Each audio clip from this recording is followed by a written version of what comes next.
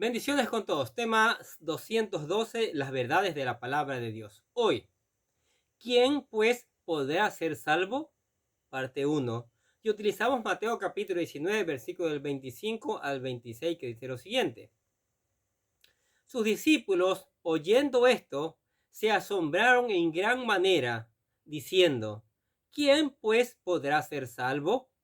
Y mirándolos Jesús les dijo, para los hombres esto es imposible, mas para Dios todo es posible. Cada vez más nos acercamos al final del capítulo 19 del Evangelio según San Mateo, y las discusiones continúan en función del joven rico que buscó a Jesús para preguntarle qué tenía que hacer para heredar la vida eterna. Ya vimos cómo este joven se presentó delante de Jesús con esta pregunta, y este era un hombre que creía que desde su niñez había guardado los mandamientos. Sin embargo, nuestro Señor le mostró que no era así, porque en su corazón existía un amor desmedido hacia las riquezas que hacían que éstas tomaran el lugar de Dios. Jesús lo retomó a abandonar lo que más amaba para seguirlo, pero este se fue triste. Sus discípulos, al ver todo esto, se asombraron porque preguntaron, ¿quién pues podrá ser salvo? Y en función de esta pregunta desarrollaremos el estudio de hoy. La difícil es que el hombre se salve desde la perspectiva humana. La situación era la siguiente. Un hombre había llegado delante de Jesús para hacerle quizás la pregunta más importante de todas nuestras vidas y que determinaría nuestra eternidad. ¿Qué bien haré para tener la vida eterna? Este hombre era un judío que desde niño había sido instruido en la ley de Dios. Desde su niñez creía que había vivido en sus mandamientos y por ello también creía que tenía derecho a heredar la vida eterna. Pero no era así, sino había un pecado que amaba demasiado y no estaba dispuesto a renunciar a él. El pecado era su amor a las riquezas, las cuales no estaba dispuesto a dejarlas para seguir a Cristo.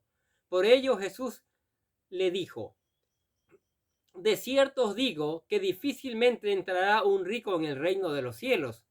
Otra vez os digo que es más fácil pasar un camello por el ojo de una aguja que entrar un rico en el reino de Dios. Cuando oyeron esto, los discípulos de Jesús, hubo una reacción. ¿Cuál es la reacción? Sus discípulos, oyendo esto, se asombraron en gran manera, diciendo, ¿quién pues podrá ser salvo? Aunque los discípulos no eran hombres ricos, pero ellos sabían que no necesariamente el pecado podría ser el amar las riquezas, sino existen tantas cosas que nos pueden alejar de Dios y donde el hombre puede estar esclavizado a tal punto que a través de las fuerzas humanas es imposible abandonarlas para seguir a Cristo. De aquí que ellos exclamaron, ¿quién podrá ser salvo? Si por un momento pensamos en la naturaleza humana, nos daremos cuenta de que nuestra naturaleza pecaminosa muchas veces gobierna nuestra vida a tal punto que se vuelve imposible pensar que un hombre pueda abandonar sus pecados. Y si así es, realmente no hay nadie capaz de salvarse a sí mismo. La Biblia nos enseña que desde que el hombre nace, aún desde el mismo vientre de su madre, se rebela contra Dios. Escuche lo que dice Salmos capítulo 58, versículo 3. Se apartaron los impíos desde la matriz. Se descarrieron hablando mentira desde que nacieron. Y su naturaleza es contraria a la voluntad de Dios a tal punto que el hombre está visto espiritualmente como una podrida llaga, que dice Isaías capítulo 1, versículo del 5 al 6. ¿Por qué querréis ser castigados aún? ¿Todavía os rebelaréis? Toda cabeza está enferma y todo corazón doliente. Desde la planta del pie hasta la cabeza no hay en él cosa sana, sino herida, hinchazón y podrida llaga. No están curadas, ni vendadas, ni suavizadas con aceite. Con estas duras palabras se describe la condición pecadora del hombre y esto lo destituye de la gloria de Dios. Romanos 3:23, escuche lo que dice. Por cuanto todos pecaron, están destituidos de la gloria de Dios. Si esto es así, entonces, ¿quién podrá salvarse? Para Dios no es posible que el hombre se salve. ¿Será eso verdad?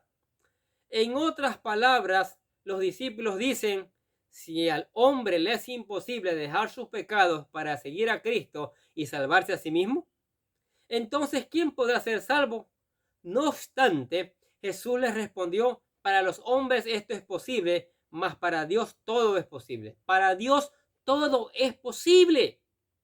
Lo cierto es que la salvación del hombre es un verdadero milagro, un hecho sobrenatural de Dios en el cual interviene Él transformando y otorgándole una nueva naturaleza que lo capacita para responder a su mensaje. Abandone sus pecados y le siga. Pero esto es una intervención divina, cuando el Señor toca nuestros corazones. Segunda de Reyes encontramos un pasaje de alguna manera nos ilustra esto que estamos diciendo. Segunda de Reyes capítulo 6, versículo del 24 al 27 dice lo siguiente. Después de esto aconteció que Bet-Adán, rey de Siria, reunió todo su ejército y subió y sitió a Samaria. Y hubo gran hambre en Samaria a consecuencia de aquel sitio, tanto que la cabeza de un asno se vendía por 80 piezas de plata y la cuarta parte de un cat de estiércol de paloma por 5 piezas de plata.